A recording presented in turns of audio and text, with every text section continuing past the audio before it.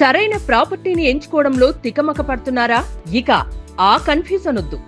అపార్ట్మెంట్లు, విల్లాలు, ప్లాట్లు మీకు కావలసినవన్నీ ఒకే చోట.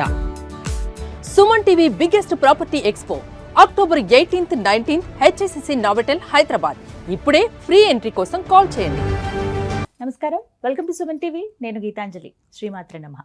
ప్రస్తుతం మనతో పాటు ఉన్నారు కోటి మహాలక్ష్మి మంత్రదీక్ష పరులు, క్రియాయోగి, అమ్మవారి ఉపాసకులు ఉదయ్ భాస్కర్ గురువు గారండి.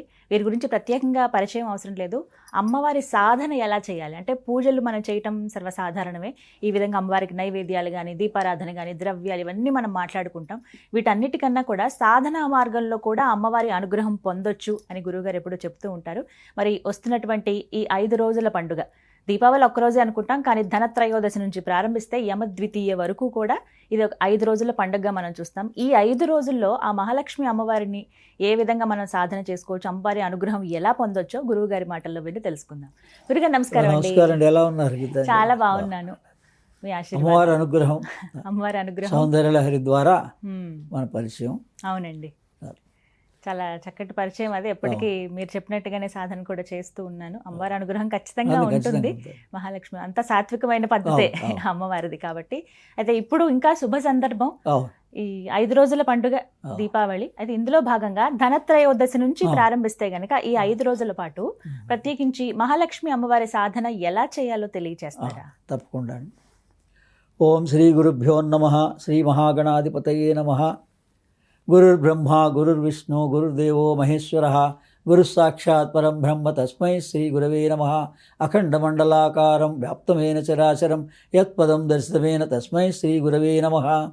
ఓం నిర్నామనిఖిలేశ్వర నిరంజనానందఘన త్రిపురా పరమేశ్వర గగన సింధు భైరవ మహావతార్ బాబాజీ శ్రీ చరణౌ నమః. విశ్వం గురుభ్యో నమః. సచ్చిదానంద గురుభ్యో నమః. వందే గురుపదద్వంద్వం అవాన్మానసగోచరం రక్తశుక్లప్రభామిశ్రం అతర్క్యం త్రైపురం బ్రహ్మాస్తకుండికాహస్తాం శుద్ధ జ్యోతిస్వరూపిణిం గాయత్రీం వేదమాతరం. హరి ఓం. ఈ మహాలక్ష్మి సాధన 5 రోజులు చేస్తారు, ప్రతి నెల కూడా చేస్తుంటారు. కానీ మనకి అర్థమయ్యేలాగా దీపావళికి పరాకాష్ట అంటే 12 అమావాస్యలు ఒక సంవత్సర కాలం పాటు చేసేవాళ్ళు ఉంటారు. దాని పూర్ణాహుతి వాళ్ళు 1 లక్ష ఏదన్నా అనుకోండి, లక్ష్యము 1 లక్ష చేయాలనుకున్న వాళ్ళు కొంతకాలం పాటులో ఆ దీపావళికి ఈ పూర్ణాహుతిగా చేసుకుంటారు చాలామంది. 5 రోజులు చేస్తారు, ప్రతి అమావాస్యకి చేస్తారు. ఏకాహంగా అంటే ఆ రోజంతా 24 గంటలు భజన కీర్తనతో అన్ని రకాల కార్యక్రమాలతో నిమగ్నమై ఈ మంత్రం జపం చేసేవాళ్ళు మంత్ర జపం చేస్తూ ఉంటారు మానసికంగా. మామూలుగా కూర్చున్నప్పుడు పూజ దగ్గర ఎక్కడో 108 సార్లు జపంగా చేస్తారు. కానీ ఆ తర్వాత అంతా కూడా మనం ఈ పిల్లల దగ్గర నుంచి 8 సంవత్సరాల వయసు నుంచి 80 ఏళ్ల వరకు కూడా ఈ మహాలక్ష్మి సాధన చేసుకోవచ్చు. మన పిల్లలకి నేర్పటం లేదు, ఎలా నేర్పాలి అన్నది. అందుకని అది ప్రాముఖ్యం. అందుకని దీంట్లో మహాలక్ష్మి మంత్రం ఉంది. ఆ మంత్రోపదేశం చేస్తాం, దాన్ని అందరూ చేసుకోవచ్చు. మామూలు నీళ్లు ప్రోక్షణ చేసుకొని 3 సార్లు పవిత్రాణం పుండరీకాక్ష పుండరీకాక్ష పుండరీకాక్ష అని ఎప్పుడు కూడా ఏ సాధన, ధ్యానం కానీ, యోగం కానీ, మన పూజ కానీ ఏదైనా, ఇప్పుడు జనరల్గా ఇప్పుడు మనం మంచినీళ్ళు ఒక బాటిల్ ఏదో పెట్టుకుంటున్నాం, ఆ బాటిలే పెట్టుకోవచ్చు, ఏదైనా పెట్టుకోవచ్చు, ఇదైనా పర్వాలేదు. దానికి ఓపెన్ చేసి దాంతో నీళ్లు కురించాలి. అది తీసుకొని ఎప్పుడంటే ఈ తడి మనకి ఇక్కడ నుదుటి మీద తగిలితే వెంటనే మన మనస్సు అక్కడికి వచ్చేస్తుంది. అంటే ఇది సంకల్ప సిద్ధి. ఈ సహస్రారం దగ్గర ఏముంటుంది? సంకల్పం.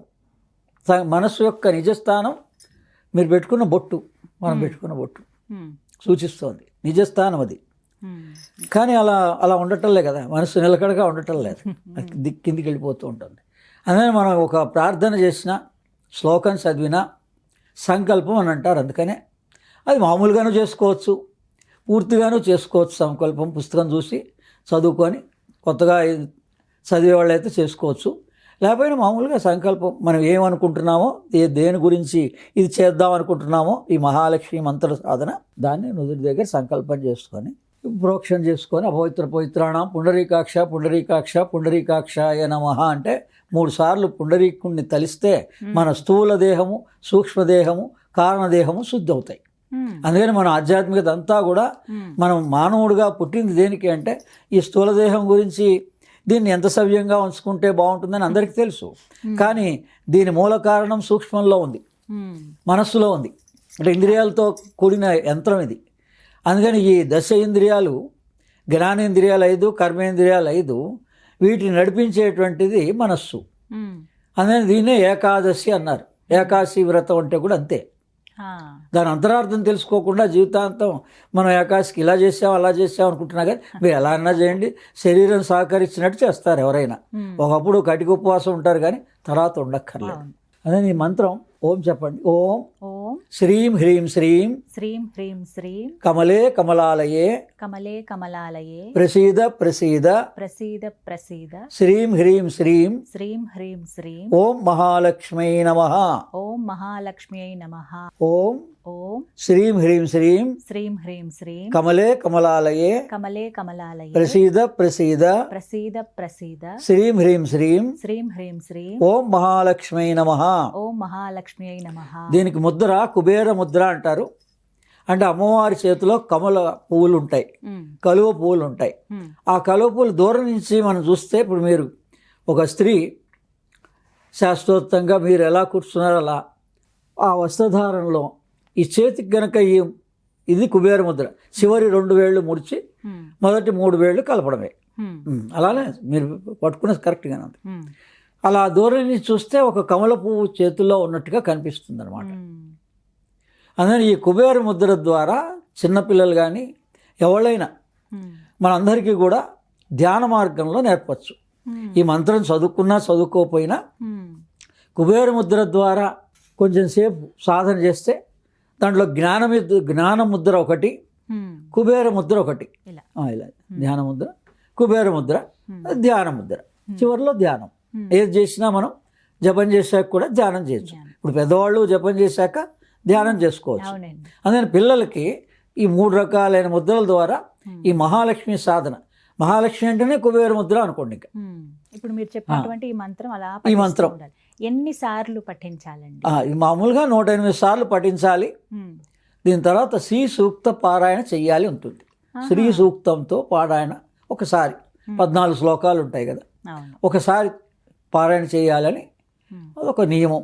అంటే కంపల్సరీ కాదు, వీలైన వాళ్ళందరూ కూడా అది చదువుకోవచ్చు. సమయం గురువు గారు ఎప్పుడు అనుకూలమైన సమయం? ఇప్పుడు మామూలుగా మనం ఆరంభించినప్పుడును ఈ 5 రోజులు ధనత్రయోదశి రోజున ఆరంభం చేస్తారు. త్రయోదశి ఆరంభం, తర్వాత చతుర్దశి, తర్వాత అమావాస్య, అమావాస్య తర్వాత బలిపాడ్యమి, తర్వాత యమ విధియ. అంటే యమ విధియ రోజున ఏం చేస్తారంటే, ఈ యమ అంటే మనకి మరణ భయమే మనిషిని వెంటాడుతుంది జీవితకాలం. ఆ యమధర్మరాజు నతికేచుడికి ఈ ఆత్మజ్ఞానాన్ని ప్రబోధించాడు. అందుకని మనం అంతా ఒకసారి ఆత్మజ్ఞానాన్ని పొందగలిగినా, అంత ఇంట్రెస్ట్ ఉన్నా లేకపోయినా, ఈ మరణ భయం అయితే పోగొట్టుకోవచ్చు. ఈ 5 రోజుల దీపావళి సాధన దసరాల్లో 11 రోజులు చేయలేకపోయిన వాళ్ళు కూడా, మీకు దసరాల్లో ఈసారి 11 రోజులు వచ్చింది, ఆ 11 రోజుల్లో వచ్చే ఫలితం మీకు దీపావళి 5 రోజుల్లో వచ్చేస్తుంది. 5 రోజుల్లో చేయొచ్చు. అంటే ఉదయం లేచిన వెంటనే స్నానం చేస్తున్న తర్వాత దీపం, దీనికి 5 దీపాలతో దీపయజ్ఞం చేసుకోవచ్చు. యజ్ఞం అంటే పూర్తి యజ్ఞమే చేసుకోవాల్సిన అవసరం లేదు. పూర్ణాహుతి అంతా జపం అయిన తర్వాత వాళ్ళు ఓపుకున్నప్పుడు ఎవరెవరు పిలుస్తారు ఎక్కడొక్కడ సామూహికంగా యజ్ఞం చేసుకోవచ్చు. ఎవరన్నా చేస్తున్న దగ్గర కూడా పార్టిసిపేట్ అవ్వచ్చు. కానీ దీపయజ్ఞం, ఈ దీపావళి యొక్క ప్రాధాన్యత అంతా కూడా దీపాలే కదా, అలంకరణ. అందుకని ఆవు నేతితోటి 5 దీపాలని ఒక పళ్ళెంలో తీసుకొని 4 వైపులా 4, మధ్యలో 1, మట్టి ప్రమిదల్లో మట్టి ప్రమిదలతో 5 దీపాలతో 5 రోజుల పాటు ఉదయం సాయంత్రం 2 పూట్లా వెలిగించండి. ఇది మహాలక్ష్మి సాధన.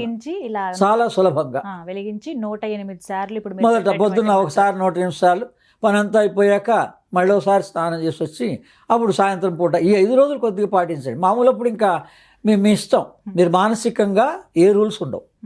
శ్రీ సూక్తం అయితే రోజుకు ఒకసారి చదువుకుంటే చాలు. శ్రీ సూక్త పారాయణ.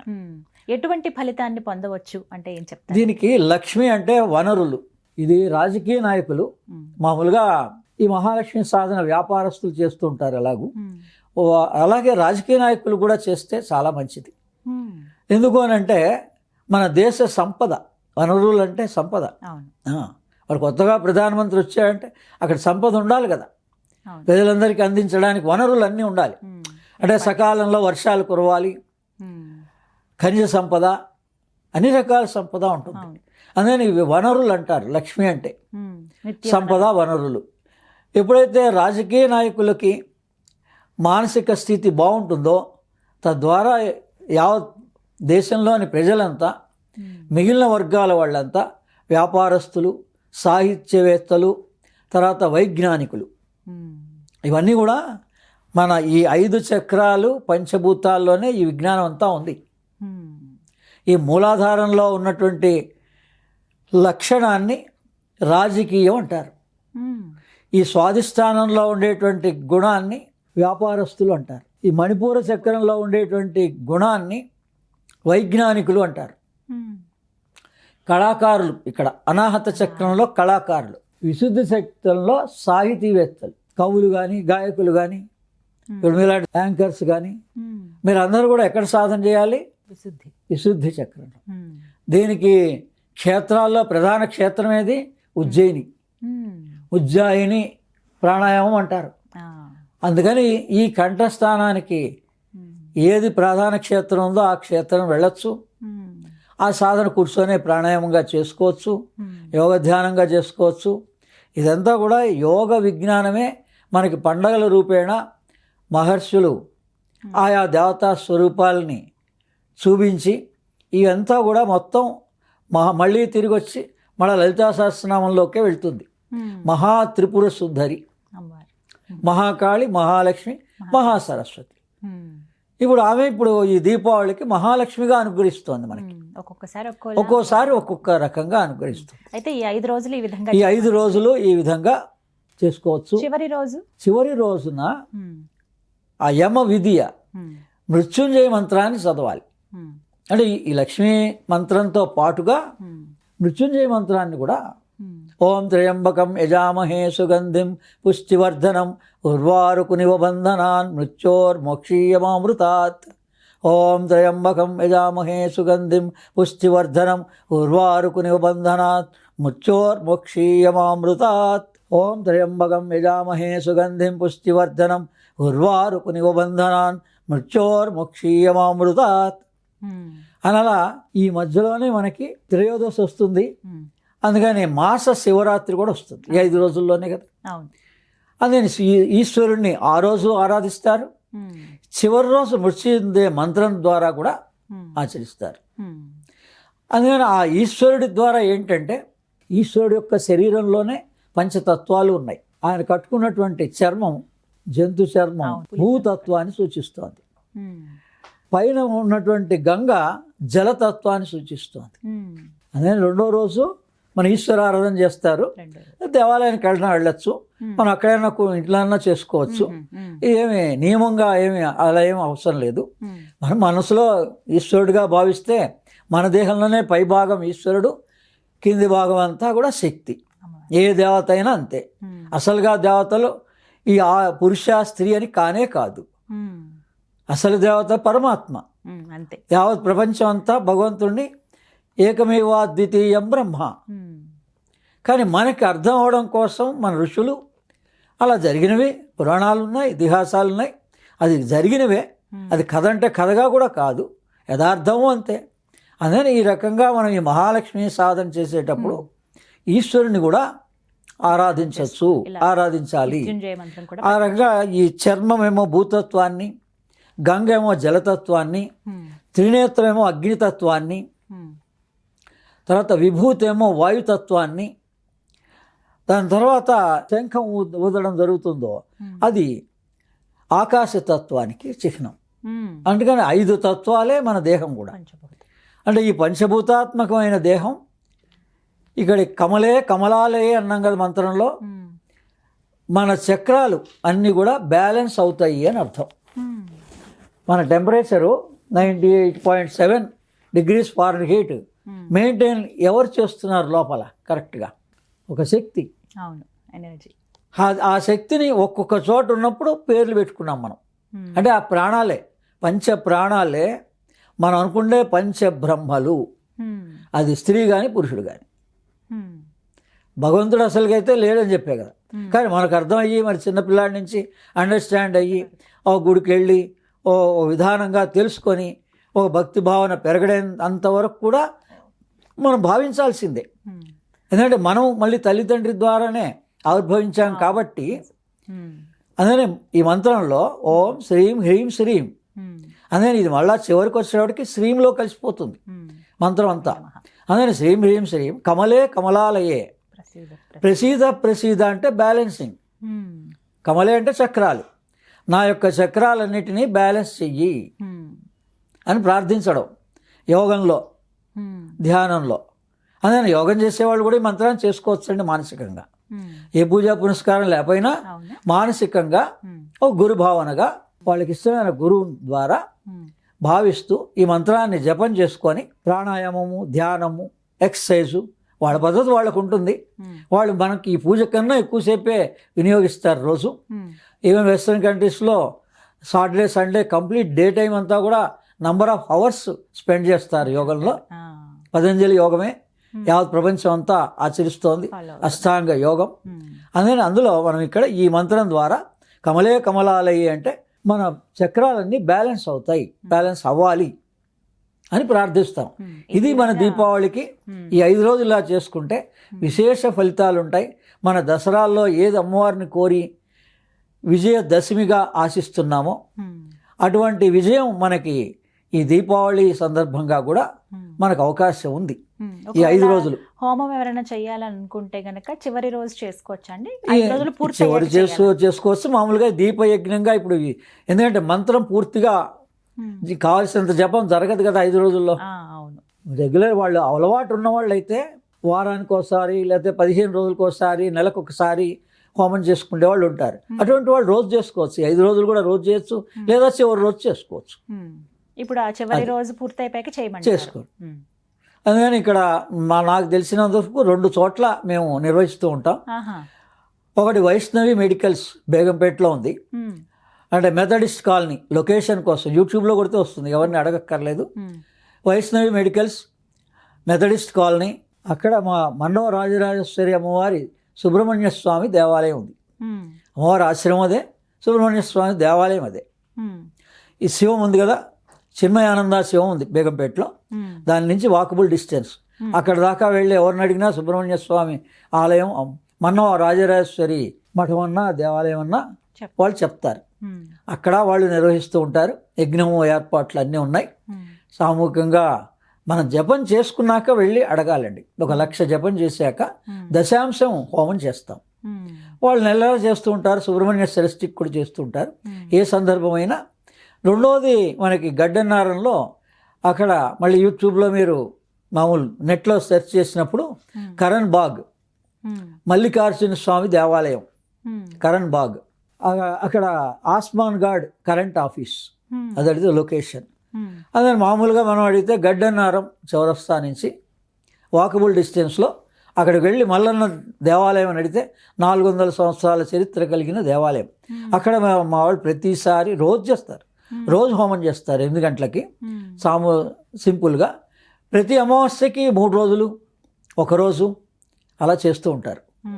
ఆ విధంగా మనకి వేరే వాళ్ళకి కూడా అవకాశాన్ని కల్పిస్తూ కొత్త వాళ్ళకి మంత్రదీక్షలు కూడా నేను సామూహికంగానే ఇస్తాను. ఎవరికి ఒక్కొక్కళ్ళకి మళ్ళీ ఇంటి దగ్గర పిలవడం, ఇంటి దగ్గర వాళ్ళకి ఇబ్బంది. అదే మనదేమి పీఠం కాదు కదా, ఇంటి దగ్గర ధ్యాన మందిరం. అదే కొంతకాలం గ్యాదరింగ్ చేసాం, కానీ ఇప్పుడు ఎవరిని చేయటం లేదు. ఈ 2 చోట్ల లేదా అనేక చోట్ల ఎవరు పిలిచినా, లేదా ఎవరన్నా అందరూ కలిసి ఒక గ్రూప్గా ఒక 5గురు కావచ్చు, 10 మంది కావచ్చు, అపార్ట్మెంట్స్ ఉన్నాయి, చాలా ఉన్నాయి ఈ రోజుల్లో. ప్రతి అమావాస్యకి నన్ను పిలిస్తే నేను వచ్చి వాళ్ళకి హోమం దగ్గరుండి చేయించి ఏ ఖర్చు లేకుండా. ఇప్పుడు వాళ్ళు సొంతంగా ఒక హోమం చేయించుకుంటారంటే 10,000, 20,000, 30,000 అవుతుంది. అందుకనే నన్ను పిలిస్తే సామూహికంగా పిలిచినప్పుడు దీక్షిస్తాం. వాళ్ళకి కావాల్సిన అన్ని వివరాలు కూడా చెప్పడం జరుగుతుంది. ప్రతి నెల చేసుకోవచ్చు. అమావాస్యకి 3 రోజులు చేసుకోవచ్చు కనీసం. 5 రోజులు చేసుకుంటే ఇలా మనకు కావాల్సిన జ్ఞానం వస్తుందని చెప్పే కదా భయం పోతుంది. మొట్టమొదటి ఏంటంటే ఈ మనిషికి ఉండేటువంటి భయ సందేహమే అన్నిటికీ మూలం. ఏది ఉంచుకోకూడదు. సందేహం ఉంటే వెంటనే దాన్ని నివృత్తి చేసుకోవాలి. ఈ విధంగా 5 రోజుల పాటు సాధన. అందరికీ దీపావళి శుభాకాంక్షలు. కొల్హాపూర్ మహాలక్ష్మి యొక్క కటాక్షం మీ సుమన్ టీవీ ప్రేక్షకులందరికీ మీకు కలగాలని ఆశిస్తున్నాను. సంతోషం గురుగారు. మీరు చెప్పిన విధంగా ఈసారి ఆచరిస్తాము. అమ్మవారి అనుగ్రహం పొందుతాం. ధన్యవాదాలండి.